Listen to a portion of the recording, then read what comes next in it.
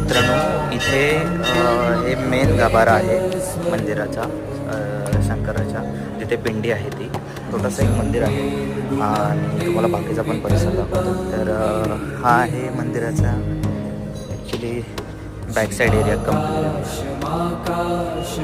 छान वाटतं इथे. नारळाची झाडं वगैरे पण आहे. हा राईट साईड एरिया आहे. आता मी कंप्लीट माझी प्रदक्षिणा होणारच आहे. तर चला मी तुम्हाला बाकीचं हे पण दाखवतो. हे ते मंदिर आहे, इथे पण मी दर्शन वगैरे घेऊन झालेलं आहे आमचं. इथे आपले गणपती बाप्पाचं हा आहे आपला कंप्लीट परिसर.